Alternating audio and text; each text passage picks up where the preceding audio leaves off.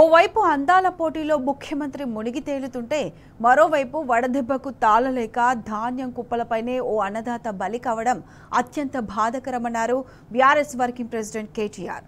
రేవంత్ చేతకానితనం వద్ద పెద్దవంగర మండలం పోచంపల్లి గ్రామంలో రైతు నిండు ప్రాణం గాలిలో కలిసిపోయిందని ఆవేదన వ్యక్తం చేశారు.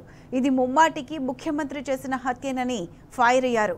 ఆరుగాలం కష్టించి పండించిన పంటను చివరికి కొనే దిక్కు లేకపోవడంతో తెలంగాణ రైతన్న అనాథలా మారాడని మండిపడ్డారు.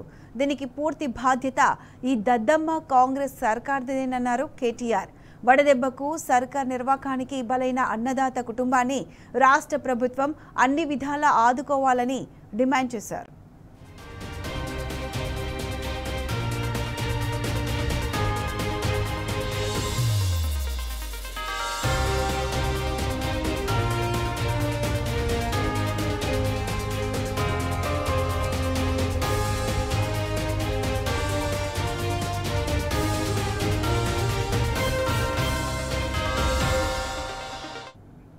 ఓవైపు అందాల పోటీలో ముఖ్యమంత్రి మునిగి తేలుతుంటే మరోవైపు వడదెబ్బకు తాళలేక ధాన్యం కుప్పలపైనే ఓ అన్నదాత బలి కావడం అత్యంత బాధాకరమన్నారు బీఆర్ఎస్ వర్కింగ్ ప్రెసిడెంట్ కేటీఆర్.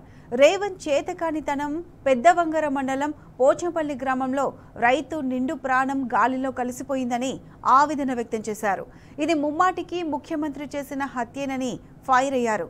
ఆరుగాలం కష్టించి పండించిన పంటను చివరికి కొనే దిక్కు లేకపోవడంతో తెలంగాణ రైతన్న అనాథలా మారాడని మండిపడ్డారు. దీనికి పూర్తి బాధ్యత ఈ దద్దమ్మ కాంగ్రెస్ సర్కార్దేనన్నారు కేటీఆర్.